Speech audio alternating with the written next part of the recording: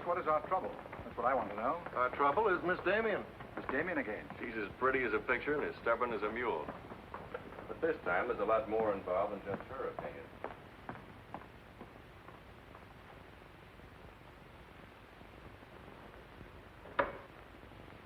Come in, Miss Damien. We were just ripping you up back a little bit. So I gathered. There's nothing personal. It's about Mr. Courtland. Courtland? Oh, yes. He runs a jewelry store. He owns Courtland and Company. London, Paris, Fifth Avenue. You may remember him as one of our biggest advertisers. Oh, what Shirley wants to say... I know what Shirley wants to say. I always know what Shirley wants to say. He wants to know why I killed the art layout on Mr. Courtland's famous jewels. And I understand the April number goes to press without it. That's right. In the first place, it's no art layout. It's a press agent's dream. But the result is we stand a good chance of losing the Courtland account. Now, am I running my department or am I not? I haven't said anything, Miss Damien. Well, I had a talk with Courtland, and he was decidedly acid about it. I'm not interested in Courtland. But if this magazine is going to submit to advertisers' blackmail, I'd like to know about it. Now, please, Miss Damien. If that's the policy, Mr. Kranich, you better get someone else to take my place. Please, Miss Damien, just a moment. Gentlemen, if you don't mind, I'll talk to you later. I thought I should bring this to your attention. You can't blame us for trying, Mr. No, of course not. No harm done, gentlemen. Madeline, you've got yourself all worked up. Come, sit down. I'll get you a drink. No, thanks. I don't want one. No? What is this private blackmail of yours? Threatening to quit in order to win an argument. Oh, I'd just as soon quit. I mean it. Now, tell me, what's happened? You're all wound up. What's bothering you? Oh, nothing's bothering me. You know I don't want you to quit. I won't go into my personal feelings, but you are the best art editor we've ever had. How's the insomnia? Oh, I found some new sleeping pills. Red ones this time. Red pills to put you to sleep. White pills to wake you up. Doesn't sound very sensible, my dear. What are you doing this evening? Dining with Freddie Fancher. Oh, Freddie again. Oh, I couldn't get out of it, Victor. We're using some of his drawings next month. But it'll be the last time, I promise. Madeline, you're a bundle of lies. A very lovely bundle. Beautifully tied together. I'm trying to be honest, but you won't believe me, will you? No, my dear. Because I don't really think you believe yourself.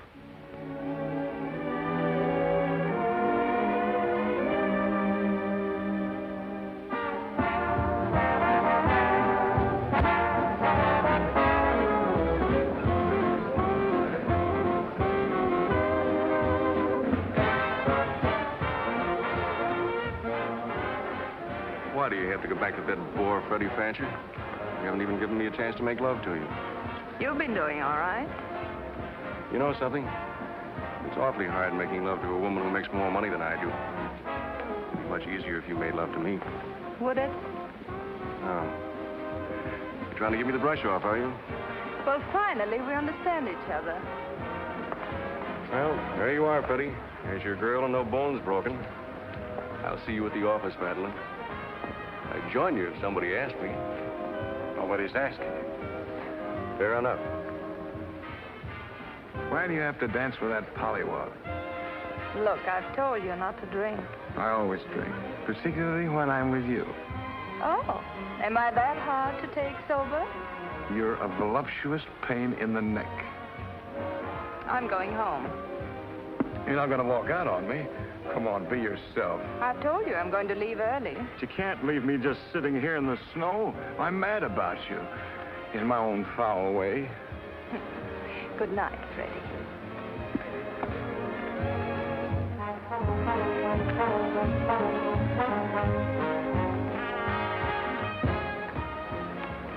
Any chance of getting a cab, Jim? I'll try, Miss Damien. Oh, Miss Damien, here's someone I know you're anxious to meet. Mr. Felix Courtland, one of our most prominent advertisers.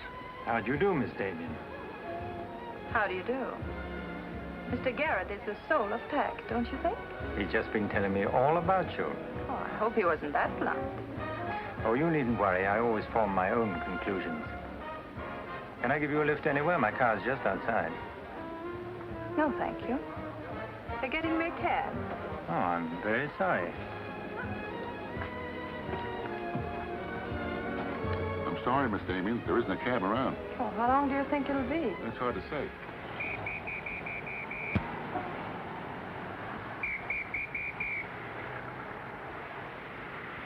Are you sure you don't want a lift?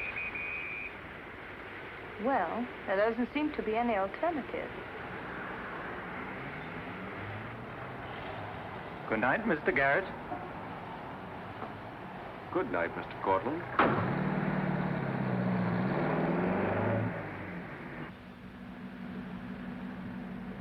I wasn't very polite, was I? Neither was Garrett, for that matter. Oh, he always enjoys uncomfortable situations. You still feel uncomfortable? No. Frankly, I don't. Good, nor do I. You know, you're not at all what I imagined. No. No. The big international jeweler. I happen to inherit a business that runs itself very nicely. As a matter of fact, you don't look like an art editor. More like a work of art. That layout on your jewels is still a wretched piece of copy. I can only admire your good taste. And I'm still not going to print it. I wouldn't try and persuade you for the world. Mr. Courtland, I think you're a very dangerous man. I only wish it were so. The truth is, I'm a very ordinary one.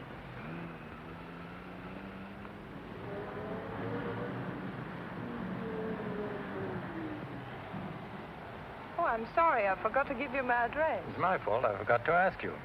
Won't you come in for a minute? No, I don't think so.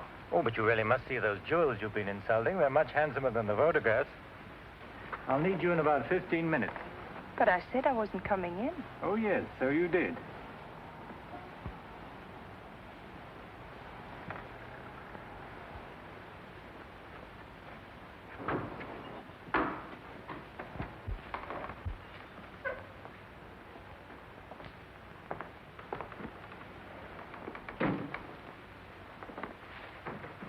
Let me take your wrap.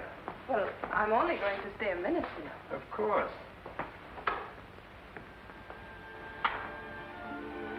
What a wonderful room. I've had this place a long time. In fact, I'm pretty disgustingly rich. Don't you find that rather pleasant? Oh, it's not so hard to take once you get the hang of it. I think I know all the troubles that come with money. And all the pleasures. Well, have you got me all figured out? Only what I see here. Good books, fine pictures. Wonder if you ever look at them. Oh, but I do. I'm a lonely bachelor, and I spend hours here all by myself poring over old manuscripts. You don't expect me to believe that, do you?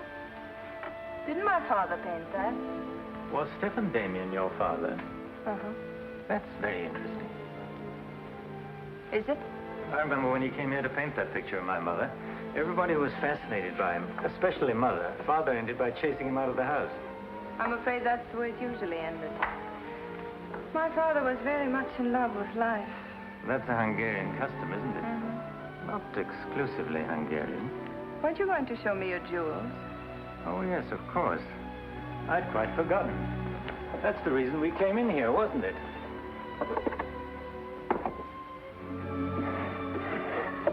You ought to feel very flattered, Miss Damien. This safe is one of my darkest secrets. You really want to see those jewels? Not particularly. I can't tell a brilliant from a diamond. Not one person in 100 can. But then very few people are intelligent enough to admit it. Thank you. How about another drink? No, thanks.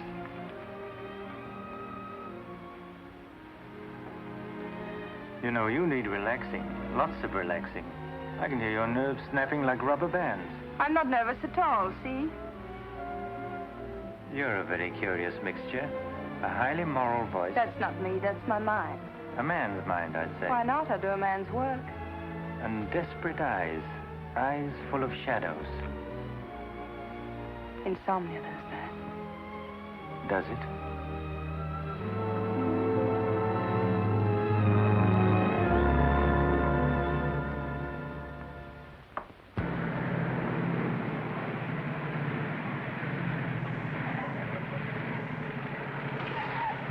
Anything doing? Not a thing.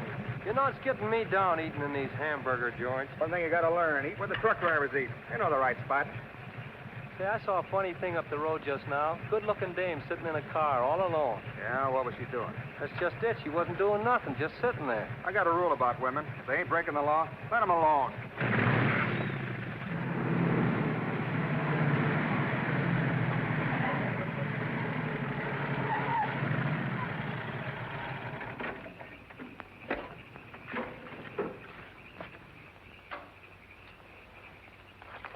Didn't mean to disturb you, miss.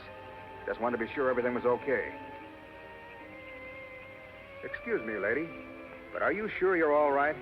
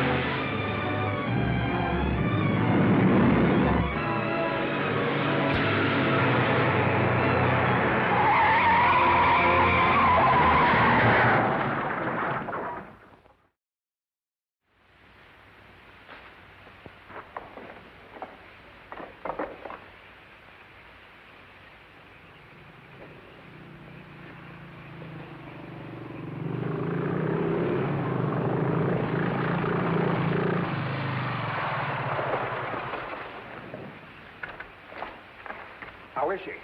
Luckier than she deserves. I just checked on her up the road. She was acting kind of strange then. I'd better call that ambulance. I doubt if it's serious, and I'm as good a doctor as you'll find at this time of night. Let's take her inside.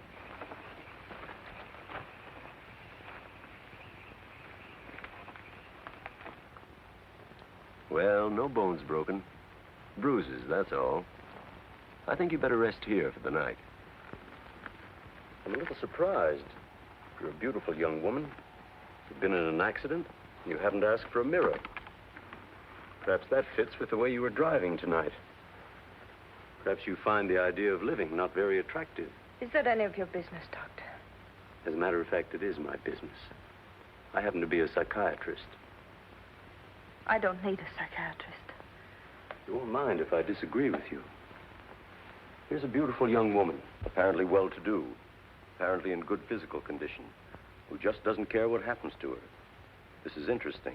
Not altogether unusual, but interesting. Of course, there are the obvious deductions. It's my life, Doctor, and I prefer to run it myself. And you don't want anyone to see inside it. Perhaps you don't even want to take a look yourself. Many women haven't the courage to face themselves, so they look for escape in one excitement after another. Half my patients are like that. But I'm not one of your patients. If you tell me how much I owe you, I'll be going back to town now. Very well. I'll drive you to the station.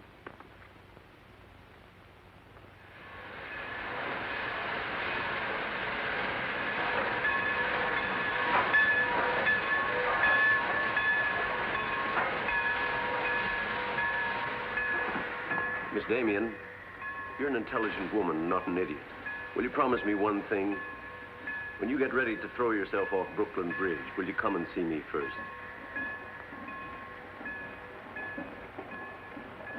Goodbye, Doctor. Dean, Miss Damien, I'll give you her secretary. Miss Damien's office? No, Mr. Courtland, she's not here yet. Shall I have her call you? Yes, Mr. Courtland. Where's Glamour, Puss? She hasn't come in yet. Well, who sent these? Mr. Felix Courtland. Mr. Courtland. That's very interesting. She never misses, does she? Mm-hmm. Jealous. If I'd given it any thought, I could have predicted it. Gladys, I won my bet. She's got a new boyfriend. I guess those dames gotta have no excitement all the time. Yeah, here today, gone tomorrow. Personally, I don't see what she sees in it all. Is that any concern of yours? No, Miss Damien. I didn't hire you to gossip about my private life. No, Miss Damien. Go get your money. You're through.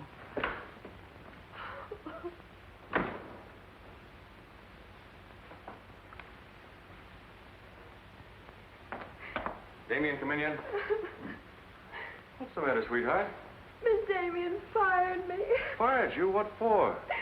He heard me talking about Mr. Courtland. Courtland, eh? Don't you worry, baby. I'll fix that. Understand you fired June. That's right. What's the idea? I don't like people to gossip about me. You don't, eh? No, I don't. Well, it's pretty late to be thinking about a thing like that, and so rotten quick to take it out on your secretary. Get out of here. You don't think your life is a secret, do you? Boys were betting 8 to 5 this morning that the Courtland layout would be in the next issue. You're disgusting. Madeline, why don't you get wise to yourself? Everybody else is. One romance after another, that's your whole life, and you adore it.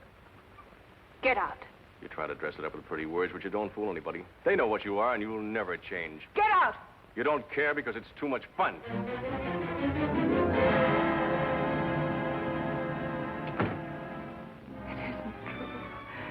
It isn't true. It isn't true.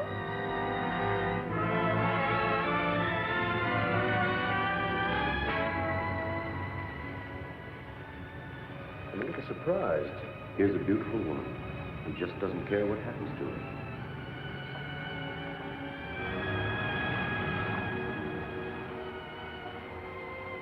Many women haven't the courage to face themselves, so they look for escape in one excitement after another.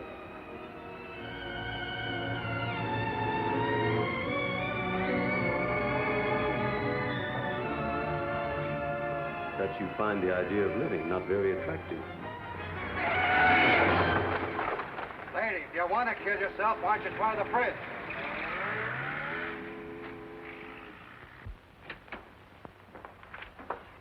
I'm glad I was right. An intelligent woman, not an idiot. Sit down. That's it. Now, if you feel like talking, just go ahead and talk. You're afraid, aren't you? Well, it's our job to find out why. To explore the shadows and throw light on what we find there. Then you'll be able to see yourself clearly and face yourself honestly. When you can do that, you won't be afraid anymore.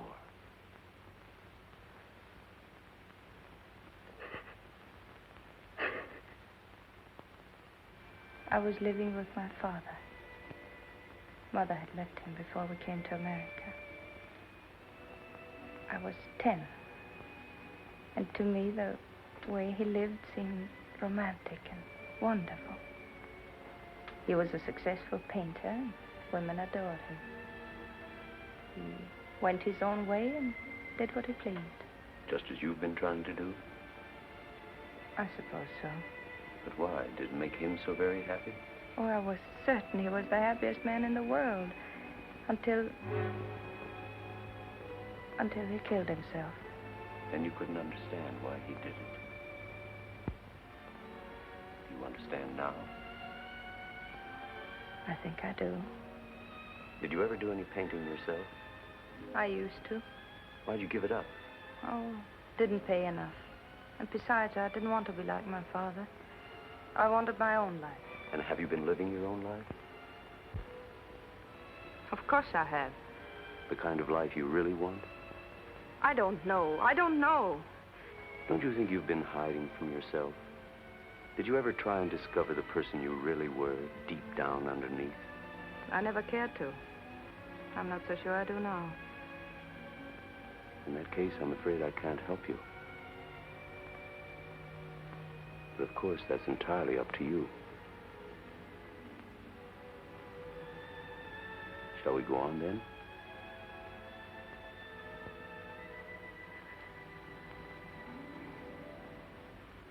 I was doing what I wanted to do. Paying my own way and making my own rules. And nobody was hurt. Nobody but yourself. And it didn't really make you happy, did it? Wasn't that because down underneath you knew there was something missing? Something important? I suppose so. That would worry you, wouldn't it? And then you would drug yourself with the excitement of more excitement. Oh, I know the pattern, Miss Damien. You're suffering from a disease of the times. A neurotic malady as commonplace as chronic alcoholism. Suppose for a moment that you were an alcoholic. They're much the same, you know.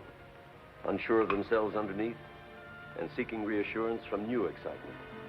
Instead of getting at the cause, the drunkard solves his problem by taking another drink. This, of course, is no solution.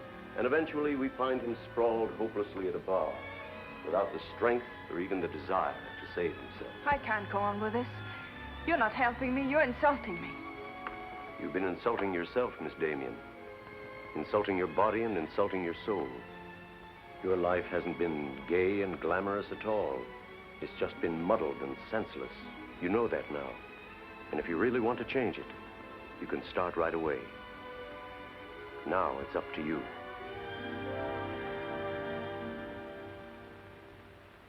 You can have my apartment, Ethel. The rent's paid till the end of the month. Darling, I feel like a vulture wheeling over your head. I'm not in, whoever it is. Miss Damien's office. No, she still hasn't come in, Mr. Courtland. Well, I don't know exactly. Later in the day, Did he hang up? Yes. Good.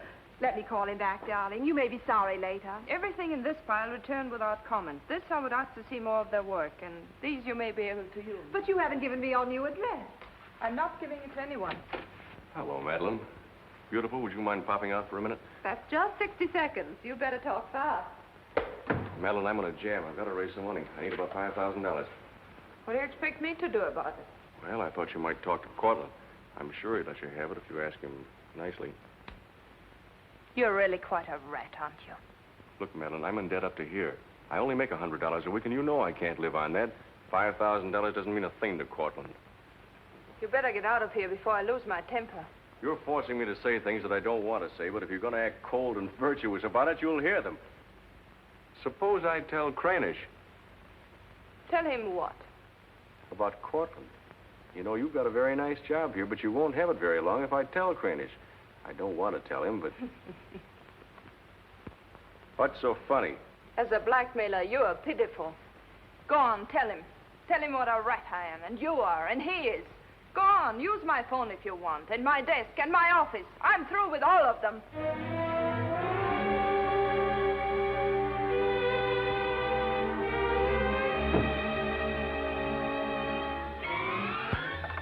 Boulevard Magazine. No, Miss Damien hasn't been back. Just a moment, please. I'm sorry, she doesn't work here anymore. You might try at her home. Waldorf Apartments. Waldorf Apartments? Miss Damien? Oh, no, she gave up her apartment. Why don't you try the post office? Dahlgren? Dalton? Damien. Care of Richard Caleb, 137 West 50th Street. Well, I've nothing to tell you except that Miss Damien has taken my advice as a doctor. She'd been living in an area of infection, and she's removed herself from it. I take it you consider me part of the general contamination. Now, you've come here for information, not diagnosis. I usually charge a fee for insulting people. I'm willing to pay for data of any kind. Yes, I gathered that. But I have nothing for sale. I suppose you're being very ethical, but I'd like to talk to Madeline. In your presence, if you wish. Miss Damien is living under a different name in a different world. She told me to tell you, if you inquired, that she was busy growing a new soul. Now, would you please keep off the grass? Goodbye, Mr. Courtland. Bye, Doctor. Doesn't it ever worry you, playing the almighty in this fashion? Not particularly. I'm used to it.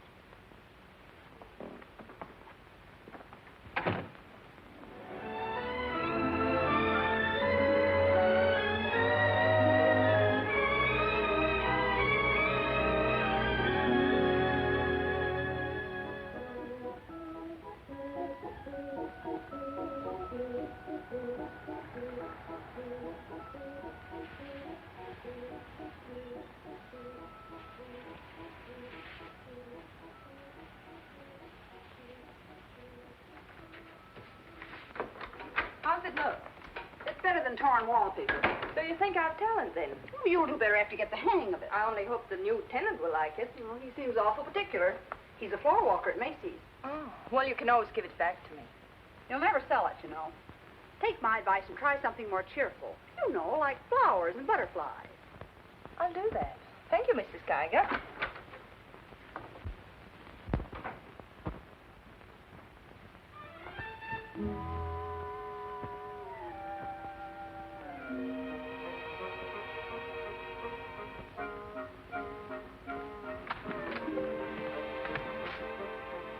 Thanks.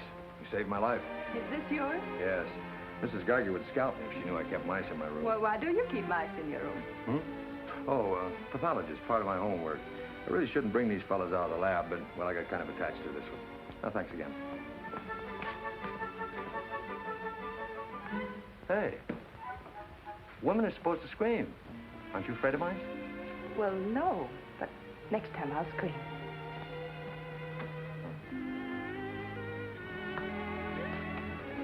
Good afternoon, Miss Green. Hello, how's the work going? Oh, all right. You bet.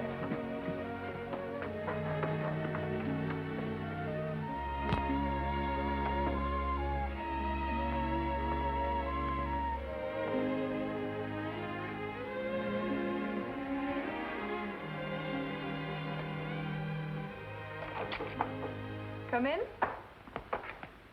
Hello. Hello. So you're an artist, aren't you? Well, I don't know. Oh, Mrs. Geiger said yesterday that you were. She's an authority if I ever saw one. I was wondering, could you do a job for me? Want your portrait painted? For me? Oh, no. No, nothing like that. I'm doing some research, and it has to be illustrated. Oh, what do you want me to draw? Nothing fancy, just blood cells and things. Sounds fascinating. Oh, it is, really. You see, it's a lot like... Oh, no, you'd be surprised. It really is fascinating once you get in it. Of course, I'm on a fellowship, and I couldn't pay you very much. Matter of fact, I couldn't pay anything till the first of the month. That'll be all right. Oh, fine. Swell. It's all settled then. I'll see you at my place about 6 o'clock. Oh, but couldn't I... Oh, sure you can. I just live downstairs. You know, the mousetrap. Oh, by the way, my name is Cousins. Mine is Dixon. Very glad to know you, Miss Dixon.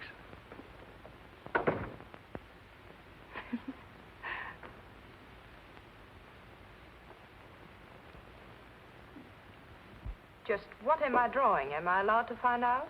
Sure. Effect of anti-reticular serum on cell tissue. That's all I wanted to know. Oh, say, that's quite good. I'll take it to the lab with me in the morning. Just about ready for the next one. Do you realize it's 12 o'clock? Oh? I haven't had my dinner yet. And you hadn't either.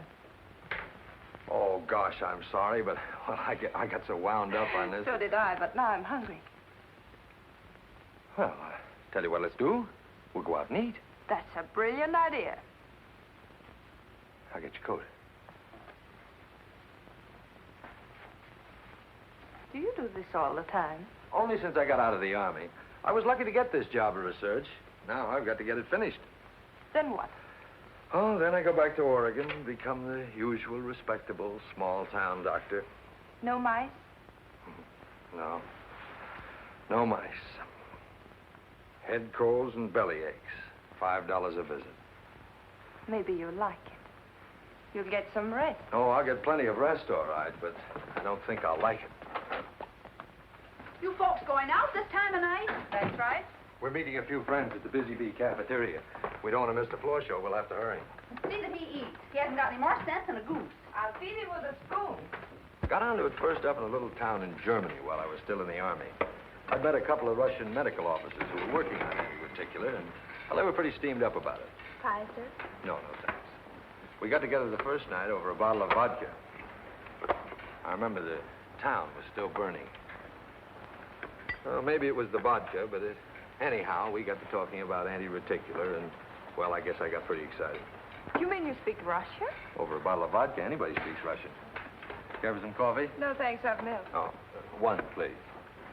At any rate, I promised myself that night that just as soon as the war was over, I was going to do a job of this. You haven't stopped to eat ever since. That's an error I'm just about to rectify. $1 even. There you are. Thank you. Oh, thank you. You, sure you've got everything you want? Oh, yes, thanks. You know, I don't think you're much of a doctor. Do you call this a sensible diet? Pancakes and pickles?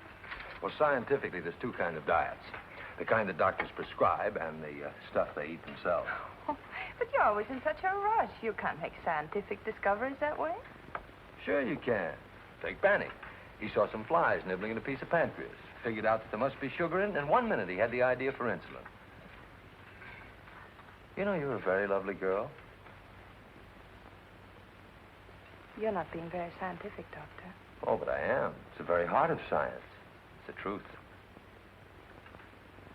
Let's talk about insulin. Insulin.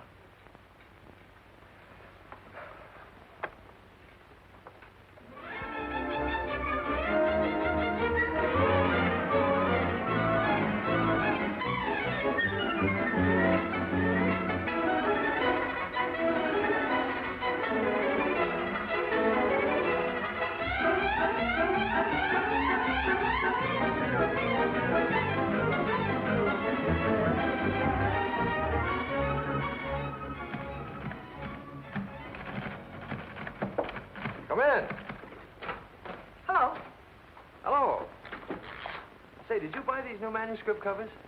Yes, are they all right? Oh, sure, they're fine. How much they cost? Well, nothing at all. Something like 20 cents. Oh, nothing at all, huh?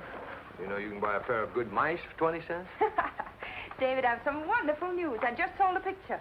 No fooling. Who bought it? The floor walker downstairs. He said it's almost as good as a photograph. Well, the man has great taste. Oh, I think it's wonderful. I'm proud of you. And I'm a little proud of myself, too.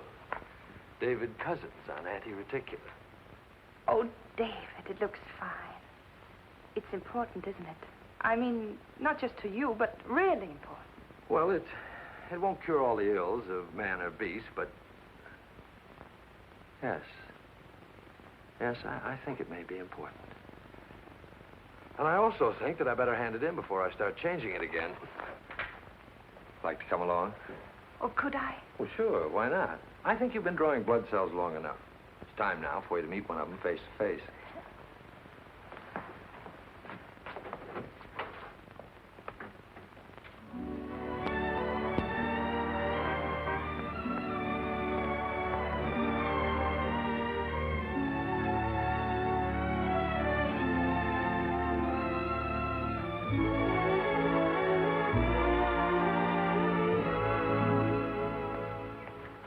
I hope your text is as good as your illustrations. I hope so, too, sir.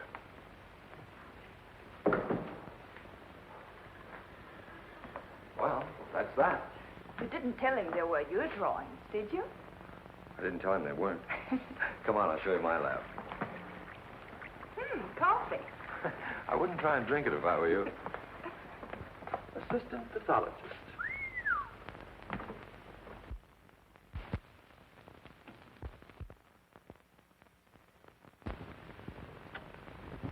Well, this is me.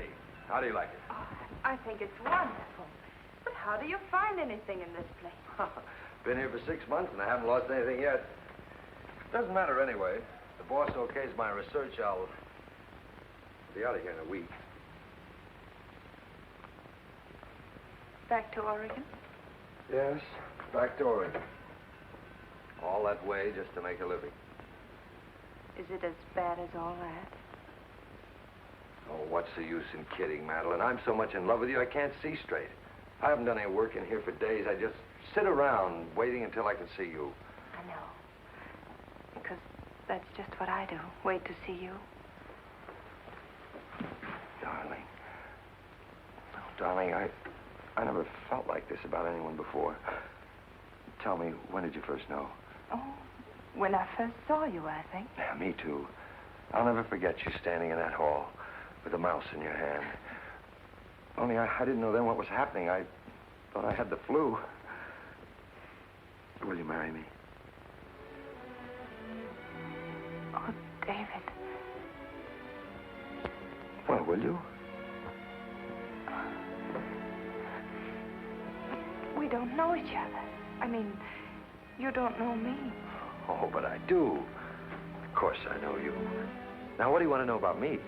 David Cousins, M.D., University of Oregon, Captain Medical Corps Reserve, young, healthy, and very much in love.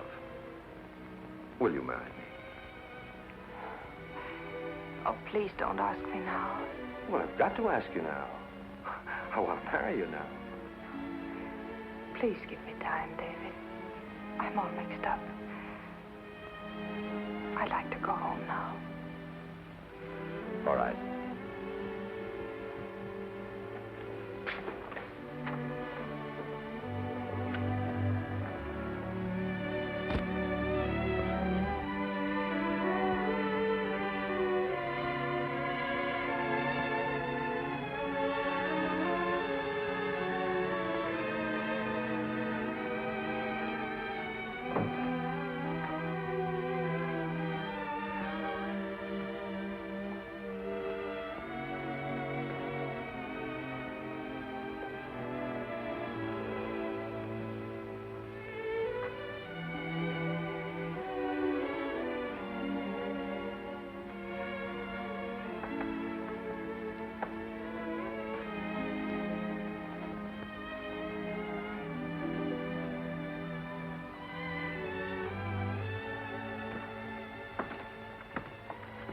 Madeline,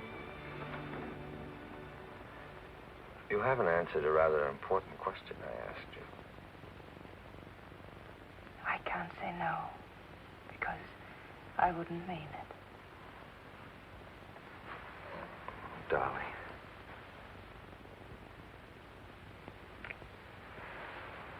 David, I do love you.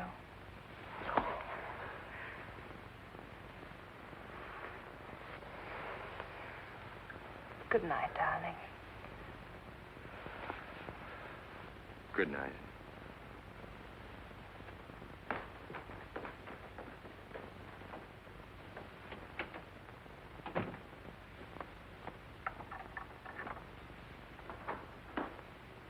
Hadn't you better close the door?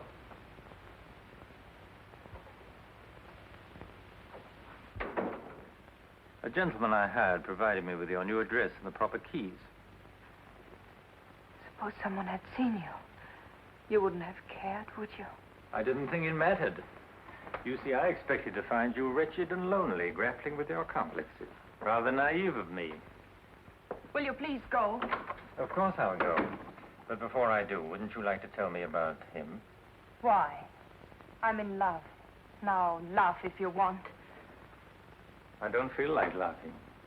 I've always wondered if it were possible for people like you and me.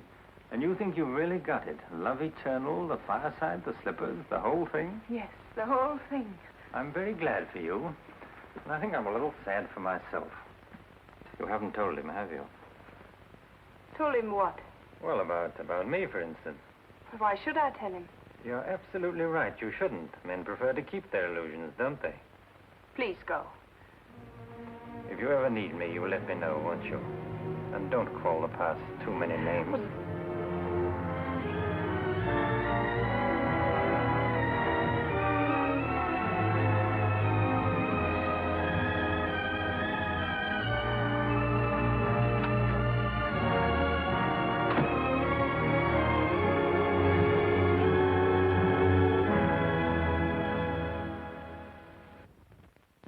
You say. I'm going to marry him just as soon as it can be arranged.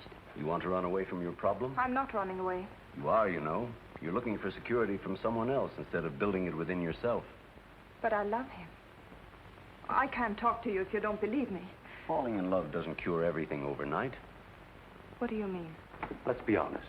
There's a side of you that hasn't fully changed. Isn't that true? That is true, isn't it?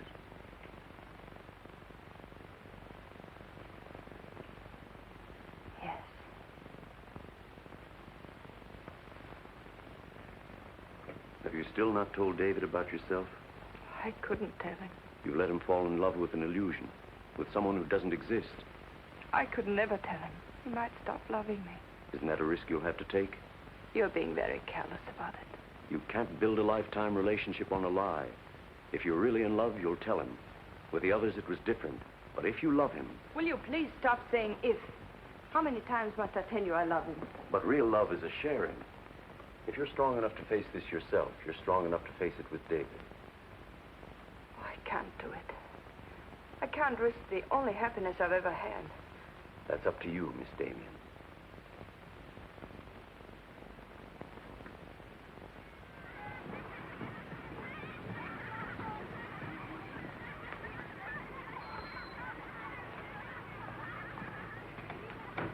Hi. Hello, darling. You're home early, aren't you? Well, I didn't get fired, if that's what you mean. Dr. Lutz read my paper. Really? What did he say? Well, he liked it. Oh, David, that's wonderful. The only trouble is he thinks it's so important he wants me to go to Chicago and read it before the convention. Oh, David, no. Well, that's not my idea. I don't want to go. Well, when will you have to leave? Tonight. Got to catch the 8 o'clock plane. And when will you come back? Oh, I don't know. A few days. But I tell you what. As soon as I get back, let's get married. You can get a license in 3 days, and it only takes 15 minutes to get married. You still want to marry me, don't you? Oh, more than anything in the world.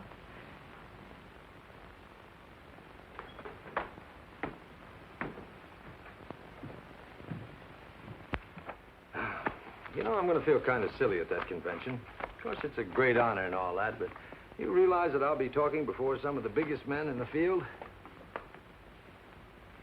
What's the matter, darling? Nothing.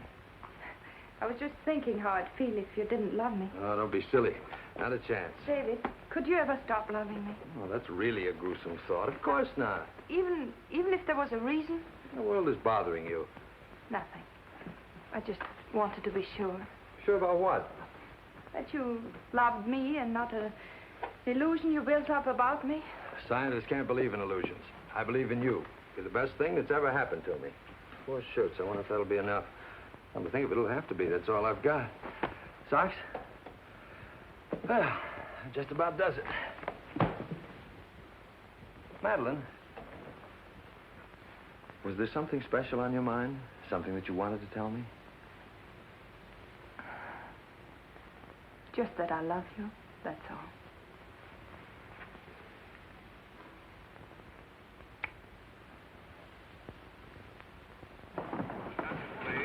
Flight 41 now loading at gate 6 for Chicago. Passengers on flight 41 for Chicago. Write me every day? Every day. Hope you miss me. Hope you suffer like a maniac. I will, I promise. Oh, gosh, I hate to leave you. You know, I'm going to be jealous. Jealous of what? Oh, I don't know. Nobody, everybody. Just jealous. Darling, I belong to you. Don't you know that? I'm only alive because you love me. We'll be married the minute I get back. Well, look who's here. If it isn't Madeline. How are you? It's been a long time. David, this is Mr. Garrett. I used to work with him on a magazine. Howdy, Garrett. I quit the racket, though. Or perhaps the racket quit me. Garrett's doing some confidential work for me now. How are you, Miss Dixon? This is Mr. Courtland, David. Dr. Cousins, my fiancé. You're a very lucky man, Doctor. I think so. Well, goodbye, Miss Dixon. My congratulations to you both. Oh, thank you. Good night. Good night. I don't believe a minute of it, do you? Garrett, you're a very cynical man. You don't believe in true love. You don't think Madeline does either, do you? I don't know, but I've always been fascinated by miracles.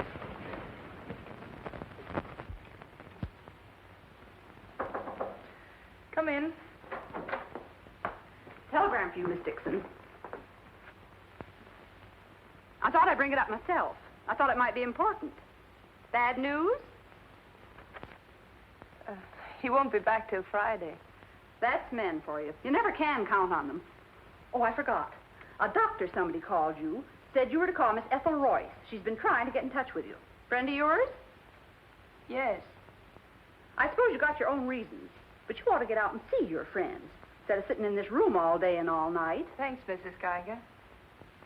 None of my business, mind you.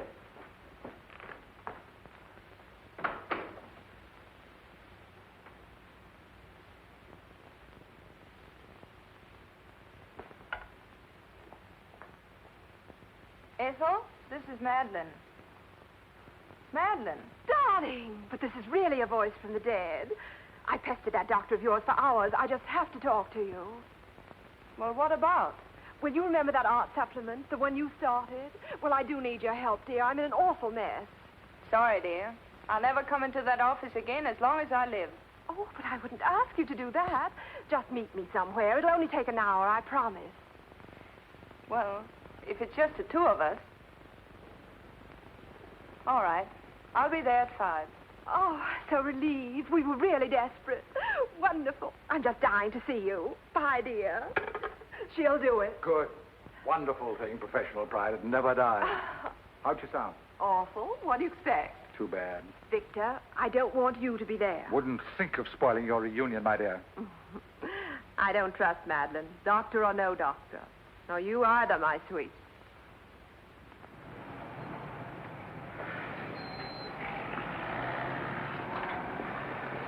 Hello, Miss Damien. Glad to see you back. Glad to see you, Jim.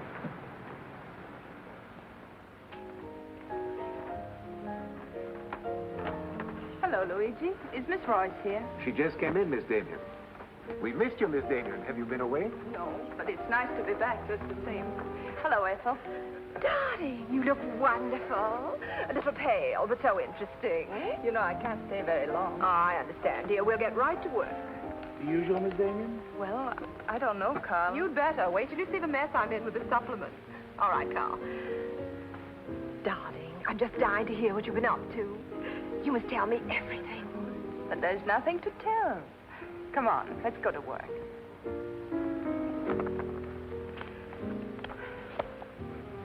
You're just marvelous, my dear. You made the whole project seem utterly simple and practical. Not for me, please. Darling, you used to be able to drink 10 in a row. I'm out of training.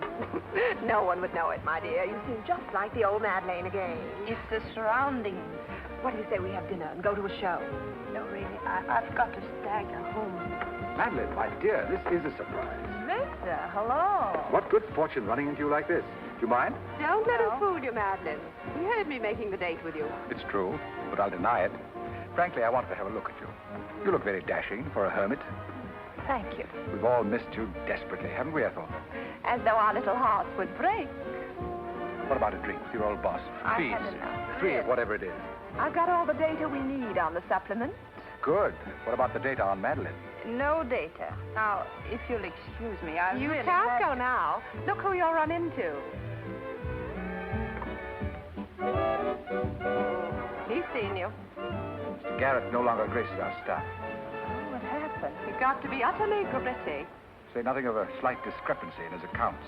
Mr. Garrett believes that the world owes him a gay life, no matter who pays for it. Well, hello, stranger. How are you? Wonderful.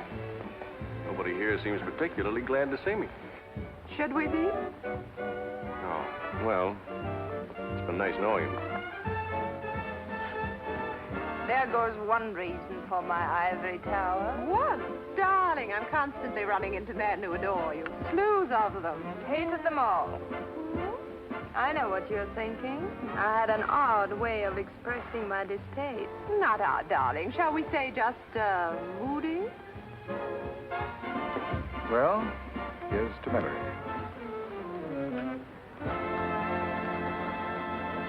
May I speak to Mr. Courtland, please? Just a moment, sir.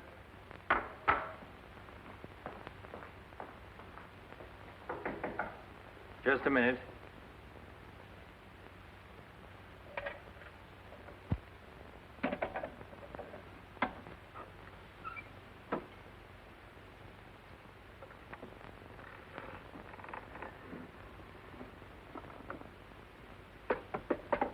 Come in. Mr. Garrett on the phone, sir. All right. Hello, Garrett. I have some interesting news. Do you know who's here? Madeline. How considerate of you to call. By the way, I've just been through the stones in my safe, and one's missing. The stone's not terribly important, but you're the only person who knows about my safe, and the fact is you did have my keys for quite a while yesterday. What are you getting at? Only that I don't like thieves. But you're being ridiculous. Let me come over and talk about it. There's nothing to talk about. I'm taking it up with the police. But, Courtland, you can't do that.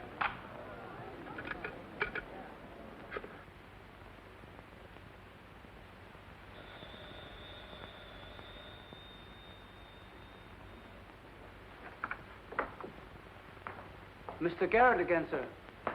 Tell him I've gone out. I'm sorry, Mr. Courtland has just left.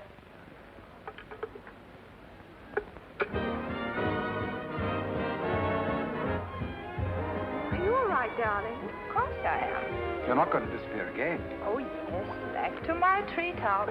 It's raining. Let me drive you home. Oh, no. Ethel wouldn't approve. Good luck, my dear, on your treetop. Bye, darling. Well? Let's face it, she's a changed woman. She'll never change, darling. She's just got herself a new set of words, that's all.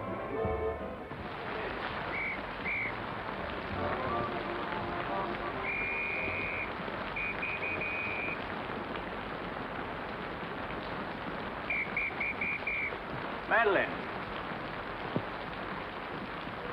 Hop in. No, thanks. I'm waiting for a cab. Don't be silly. There are no cabs. You'll get drenched. Please. I'll drop you off. I'm going home alone. Come on, in you get.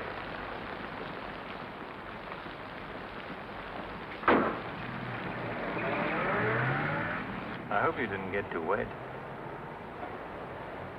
Your concern is touching. Quite a coincidence finding you in the rain. Is it?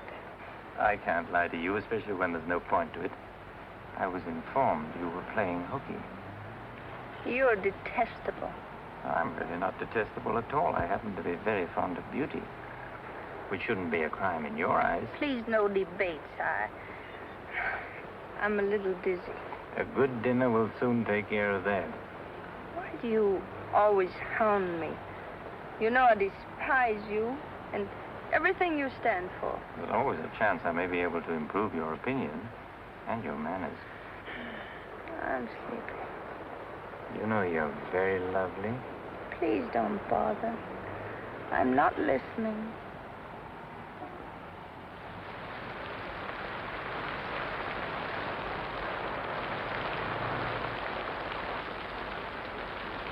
Where are we? Don't you remember you visited here once upon a time? You're foul. You said you were taking me home. You forgot to mention the subject. A significant omission, as your friend Freud would say. Come on, I'm getting soaked. That's lunch, you. I'm going home. Right after dinner. Think how wonderful you'll feel when you slap my face.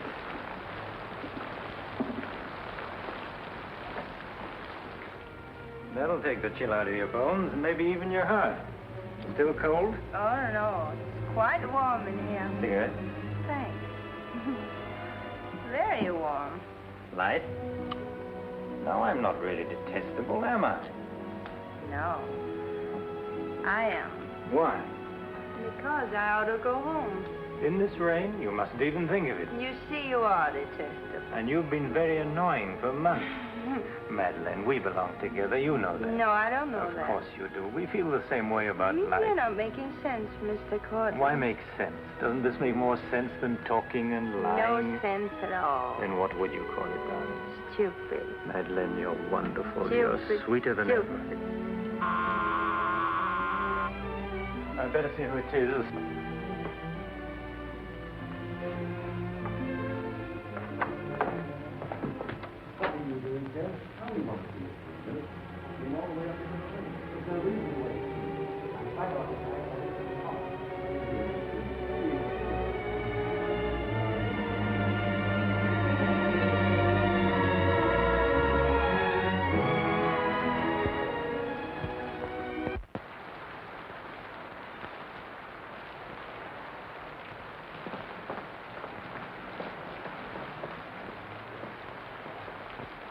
But I tell you, I'm going to raise the money. I'll pay you, honestly. I don't like dealing with thieves. That's a job for the police. You swear out a warrant, you'll never get a dime. Look, I didn't sell it. I just had to have some money temporarily. Here's the pawn ticket. I'm not interested in pawn tickets. Good night, But, Garrett. Courtland, you've got to give me a chance. I said good night.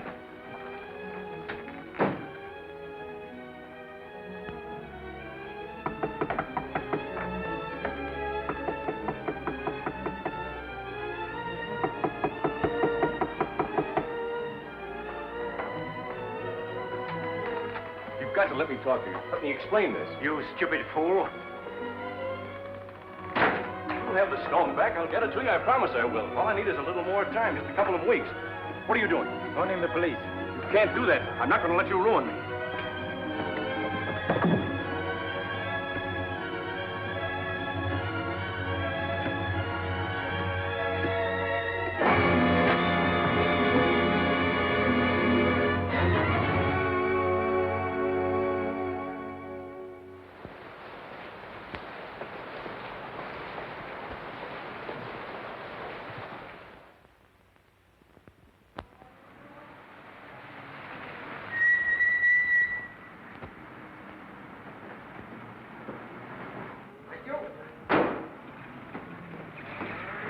You're looking very lovely this morning, Mrs. Geiger. You wasn't expected back until Friday. That's what I like. A cheery welcome home.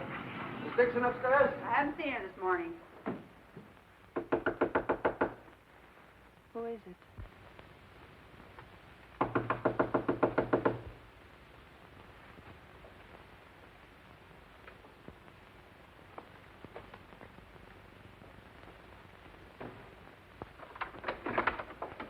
Hi. Darling. Oh, I couldn't wait till Friday. I just said my little piece and ran out on them. Oh, I needed you so badly. I feel lost without you. Don't ever leave me again. Oh, that you can depend on. Say, I've got big news. I'm a success. Oh, tell me all about it. I wonder what's the matter with you. You don't look very good. Come on, I think you better get back in bed. Now then, first, I don't have to go back to Bellyaches in Oregon. You're not marrying a small-town country doctor, young lady. You're marrying a promising young research scientist. At least that's what Dr. Broder says, and he ought to know. He's got a long white beard. Oh, darling, I'm so proud of you. I think I'll take your temperature. Gee, I wish you could have been there. When I finished reading my paper, they all got together and offered me my own laboratory in California. I still can't believe it. There it is, right in the paper. You'll find it on the bottom of page 10.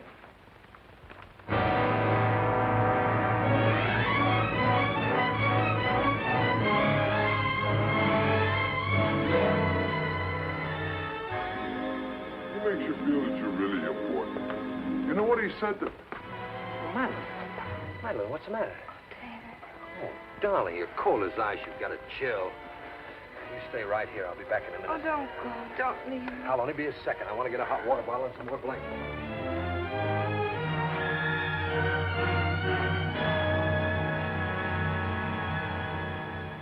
Miss Madeline Dixon at home? I don't know. Friends of hers? We're from police headquarters. Where's the room? Upstairs. What do you want to see Miss Dixon about? We'll tell her. Well, perhaps you'd better tell me first. Miss Dixon isn't well. Who are you? He's a doctor. He lives here. If it isn't important, I suggest you come back tomorrow. It's important. Could you get some extra blankets and a hot water bottle, please? You a friend of Miss Dixon's? Yes, what? Just asking. Well, what is it, an accident or something? I wouldn't call it an accident. Well, we should cut out this mystery and tell me what it's all about. Okay, Doc, take it easy. Madeline, these men are from the police. They want to We'll take over from here, Doc. I'm Sergeant Patelli. This is Sergeant Beitler. You're a friend of Felix Courtland's, weren't you? Matter of fact, you were with him last night. No, I wasn't. Did you see Mr. Courtland any time yesterday? No, I didn't. Now, look, Miss Damien, we wouldn't be here asking questions unless we already knew most of the answers. Oh, wait a minute. Her name's not Damien. I think you've got the wrong party. I think maybe you've got the wrong party, Doc. Her name happens to be Damien. This happens to be a case of murder. Take a look at that newspaper. I want to know what's going on in here. This is my house, and I've got to know. Sorry, madam. We'll talk to you later. As long as I've been here, there's never been police Take in her this and see house. what you can find out. lady. Come along. Now, Miss Damien, tell us what happened last night. What time did you leave Courtland's house? Oh, Dave. You and this guy, Courtland, were pretty sweet on each other, isn't that right? Oh, but it isn't. It isn't true. Now, according to the chauffeur, you got to Courtland's house at 6:45. What time did you leave? Oh, but I didn't go into the house. I met him by accident. David, don't look at me like that. How long have you known Miss Damien, Doc? Not very long, only a few months. Know that she was mixed up with this guy, Courtland? Oh, but it's a lie. David, it's a lie. Okay, so you didn't go into the house with Courtland? No, I didn't. He wanted me to come to the house, but I wouldn't do it. Oh, I didn't go into the house. I didn't, I tell you. Who you telling, me or the doc here? Did you get anything? She came in about 9. In a cab? No, she was walking in the rain. Landlady said she looked kind of wild-eyed. What about Courtland? He was here, all right. He visited her a couple of weeks ago. Get the date? Yeah, April 10th, around midnight. Anything else? The landlady thought that Courtland had a key to this place. She was kind of vague as to how he got it. I didn't give him a key. David, you can't believe that. I've got his key ring here. This one fits. He had a key, all right. But I didn't give it to him. Where are you going? Oh, David, don't leave me. I didn't kill him, I swear. I didn't kill him. Who cares whether you killed him or not?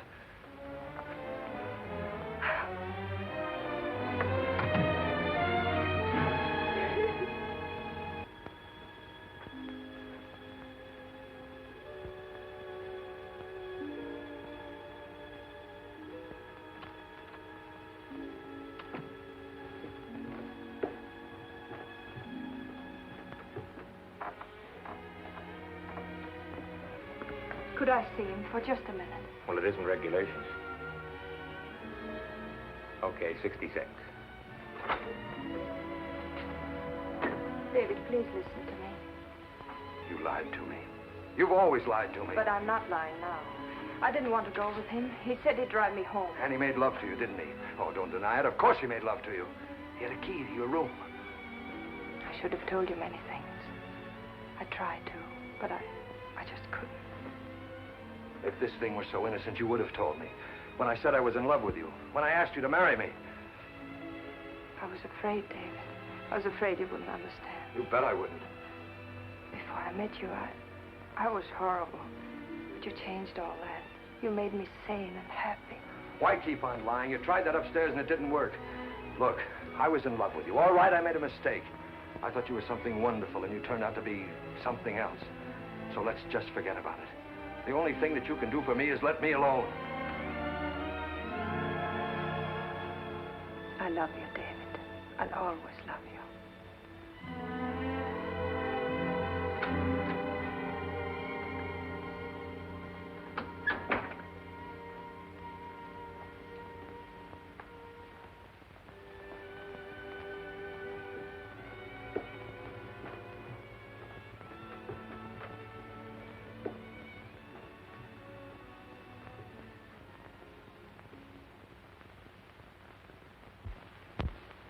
And so, ladies and gentlemen of the jury, the prosecution will prove beyond a shadow of a doubt that Madeline Damien is guilty of the premeditated murder of Felix Courtland.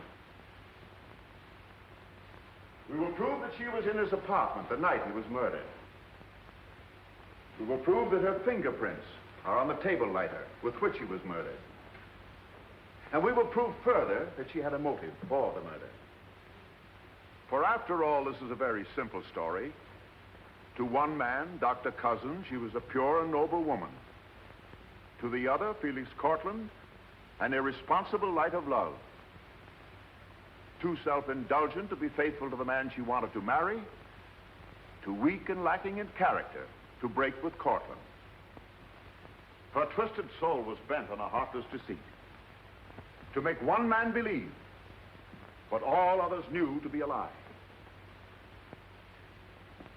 And when Courtland threatened to expose her, she went to his apartment to plead with him in the only way she knew. She embraced him. She made love to him. And when, in spite of that, he threatened to expose the lie that she was living, she silenced him forever. Ladies and gentlemen of the jury, the state asks you to find Madeline Damien guilty. Guilty of murder in the first degree. On the night Mr. Courtland called on the defendant, did you let him into her apartment? I certainly did not. How did he get in then? He must have had a key of his own. The key of his own.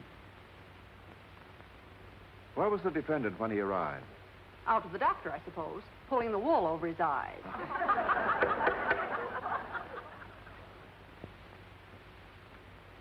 Thank you, Mrs. Geiger.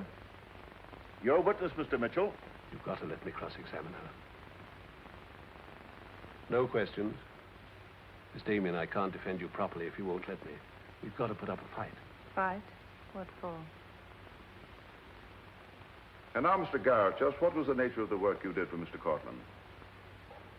Well, most of it was personal. Confidential secretary, I suppose you'd call it. And in that capacity, you were in a position to learn a great deal about his private life? Yes, of course. Did Mr. Courtland know that Miss Damien was lying to Dr. Cousins and concealing her true character from him? I'd rather not answer that question, Mr. O'Brien. You see, both Miss Damien and Mr. Courtland were friends of mine. Yes, I understand. Well, let's get back to the meeting at the airport. What was the attitude of the defendant when Courtland saw Dr. Cousins? She was embarrassed, naturally. Yeah. She was embarrassed, naturally. Thank you. Your witness, Mr. Mitchell. I've got to cross-examine. If I don't, we haven't a chance. Don't ask him anything. No questions. Were you a close friend of the defendant? Yes, I was. Did she confide in you on matters of a personal nature? Yes, she did. If you were asked in this court, do you think you could recall any of those intimacies? I could recall some of them in lurid detail. Your Honor, I object. Objection sustained. Well, let me ask you this, Miss Royce. Would you say in general that men found Miss Damien attractive? Definitely. And would you say that Miss Damien found men attractive to her? I'm afraid I most certainly would. You would? What were the relations between Miss Damien and her former employer, Mr. Cranish? They were friendly. In your opinion, was there anything more than friendly? I object, Your Honor. The question calls for the conclusion of the witness and is prejudicial. Objection sustained. Dr. Cousins, I'm Dr. Caleb. Miss Damien's a patient of mine. I don't happen to think she's guilty of murder, do you? No, I don't. She may be guilty of other things, but in there she's being tried for murder, and she won't even defend herself. She's got a pretty good lawyer, hasn't she? She needs your help, Doctor. In her own mind, she's not on trial for murder. She's on trial for those other things. And it's not the judge who's trying that case, it's you. I don't want to be rude, Doctor, but I don't think you know what you're talking about. I'm sorry to disagree. You see, I've been treating Miss Damien for some time. I happen to be her psychiatrist. Dr. Caleb. I'm sorry to have bothered you, Doctor.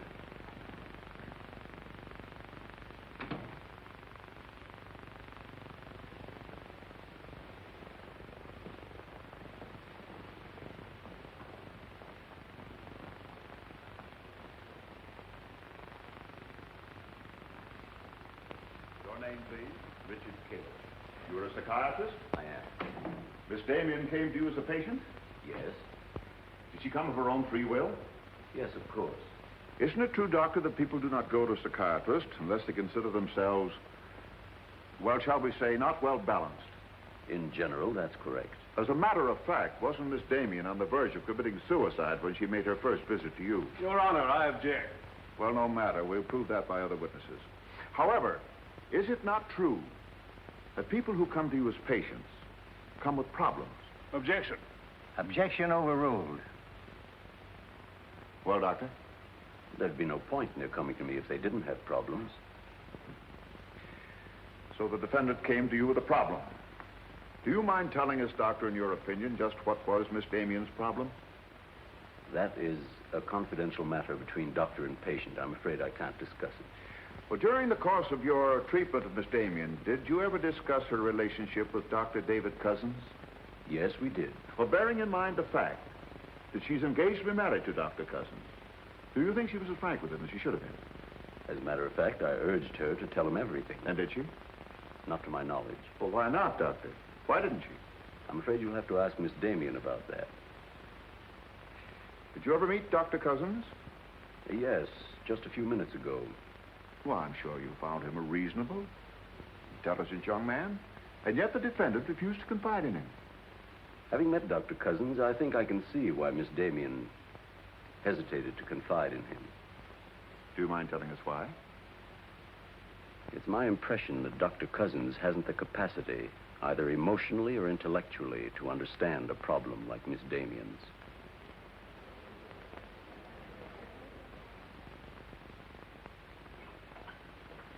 How's the trial going, Doctor? Not very well, I'm afraid.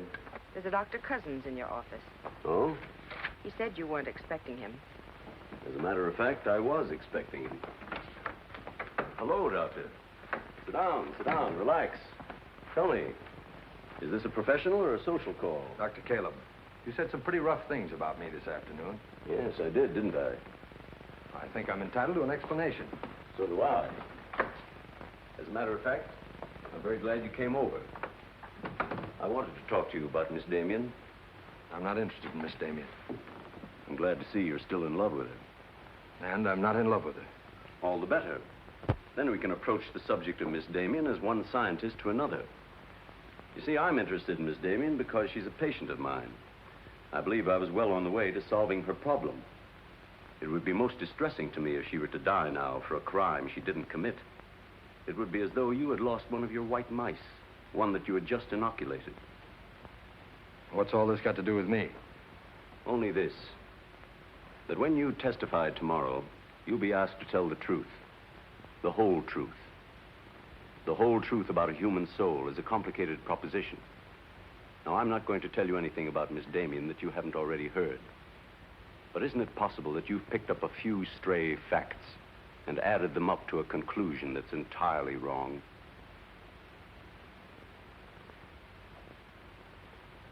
Won't you sit down, Doctor?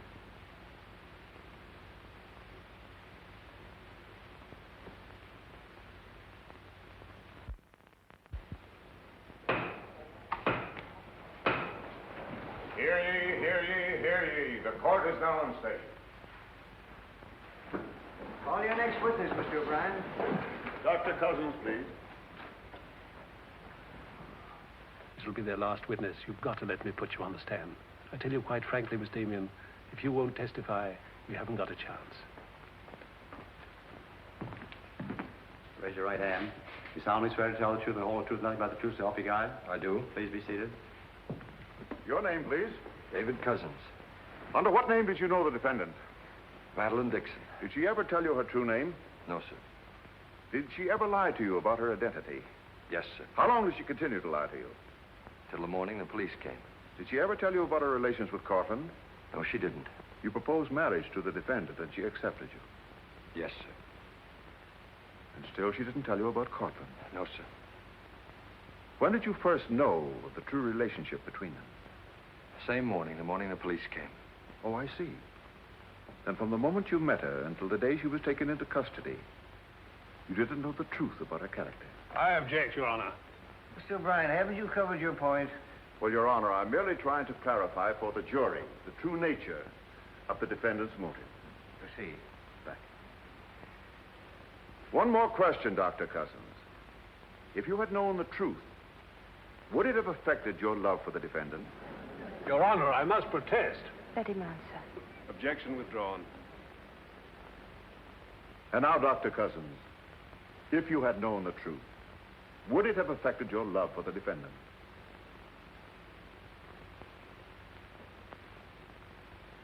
I was in love with Miss Damien then, and I'm in love with her now. Your witness, Mitchell. No questions.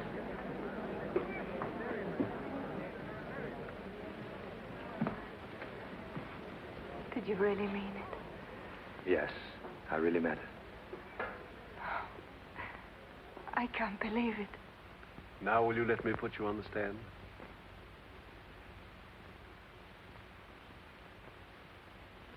You admit you went to Courtland's apartment that night? Yes. He made love to you? Yes. Did you have any conversations about Dr. Cousins? No. Positive? Yes, I am. Well, tell me, Miss Damien, were you in love with Felix Courtland? No, I wasn't. Were you in love with Dr. Cousins? Yes. Oh. But you went to Courtland's apartment nevertheless. Yes, I told you that. You were in love with one man, yet you chose to visit the apartment of a man you didn't love. Did you go of your own free will? Yes. Mr. Courtland didn't force you or threaten you? No. Then why did you visit him? I don't know. I made a mistake. You made a mistake.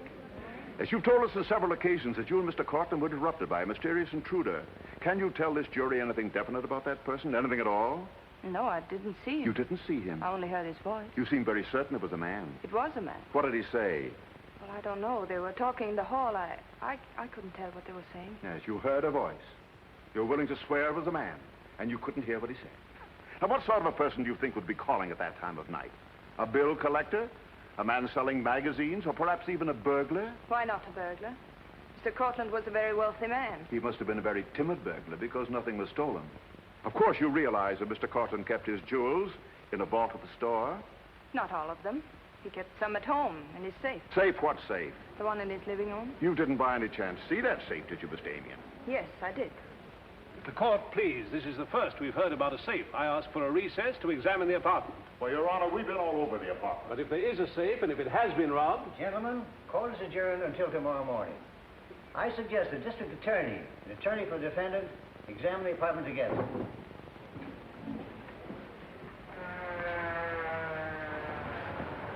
What about this safe, Mr. O'Brien? What safe? How about some pictures on the inside, Mr. O'Brien? You boys better wait outside. I may have a statement for you when I come out. Mr. O'Brien. Huh? Mind if I tag along? I don't know why you're sure. The fine witness you turned out to be. Didn't help that, sir. All right, Garrett, where's the safe? Me, Mr. O'Brien? I don't know of any safe in here. I didn't think you did. If you want an unbiased opinion, I don't think there is a safe. Well, here's the learned counsel. Perhaps he knows. Where's the safe, Mitchell? My assistant's checking the location with Miss Damien. He'll be along in a minute. Oh, you're on a dead one. While we're waiting, maybe Mr. Garrett could tell us where the safe is. I've asked him. He doesn't know. I don't understand that, Mr. Garrett. You were very close to Courtland, weren't you? That's right. I'm sure if there was a safe in here, I would have known about it. At least I would have seen the key to it. The answer's very simple. There is no safe. What did you find out? I got the dope on him, Mr. Mitchell. Splendid. It's over here in this bookcase. You were wrong for once, Mr. O'Brien. Could be. What do you know about that? Have you got Courtland's keys? There they are. Thank you. That looks to me very much like a safe, Mr. O'Brien. Yes, it does, doesn't it? But not like a safe that's ever been robbed. I don't think a good burglar would leave those behind. Well, I guess we're right back where we started from. Well, I've seen all I want. How about you, Mitchell? You win this round. Lock it up, sir. Yes, sir. See you in court, gentlemen. Can I give you a lift, Doctor? No, thanks. Sergeant, I have some papers here of Mr. Courtland's I'd like to put in order. Do you mind if I stay? It's all right with me. We're finished with the place. Thank you very much. Anything I can do for you, Doctor? Oh, I was just curious about something. I've never seen a safe like that before. One that operated with a key. Come to think about it, I guess I haven't either.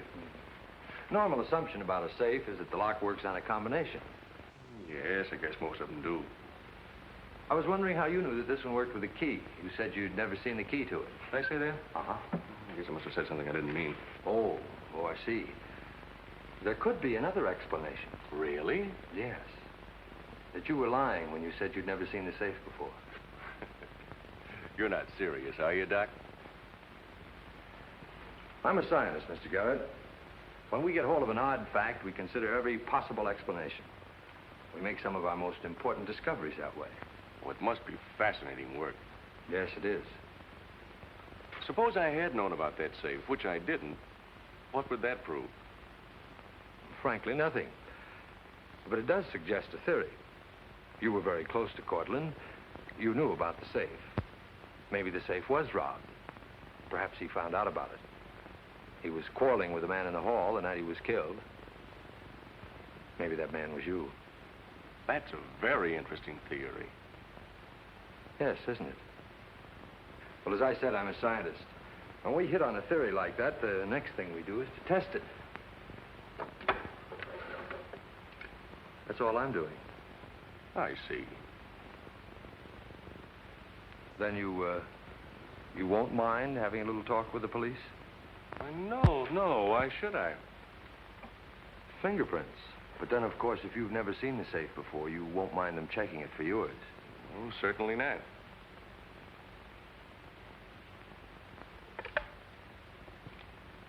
The number is Spring 73100.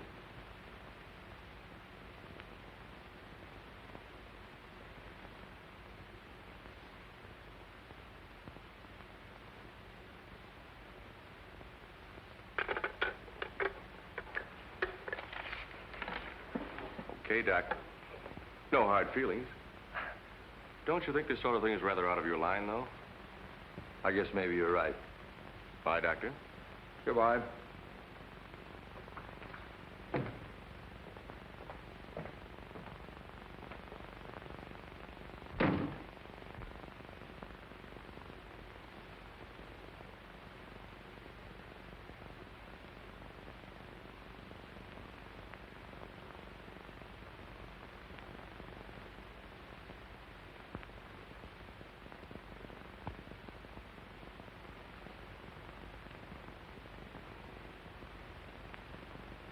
Spring 73100, wasn't it, Mr. Garrett?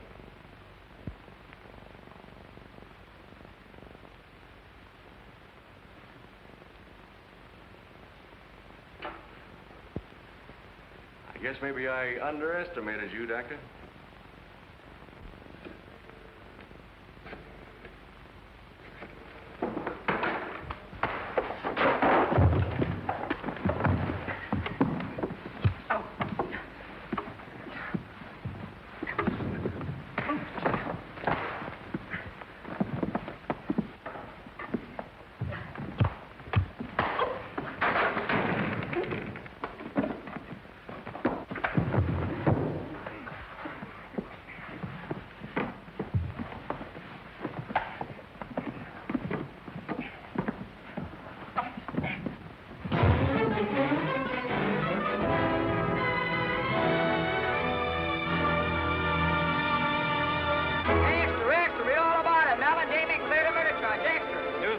From the Associated Press newsroom. Bulletin.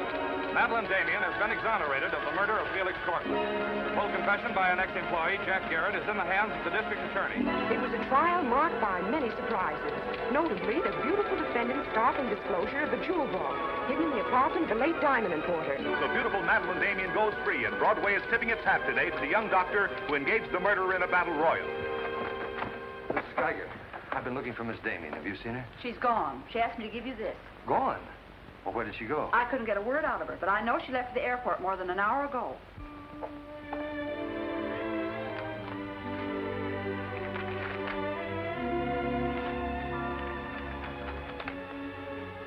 David, dear, I can still hear your voice in that courtroom, and I'll never forget what you said. You did much more than save my life. You made my life worth saving. I can't bear to tell you how much I love you and want to marry you. But right now, that wouldn't be fair. I'm going away for a while. I want to be terribly sure, after all this, that I can really be the kind of person you once thought I was. Maybe after a while that will be possible. And then, when we're both sure, David, please ask me again. Goodbye, my darling.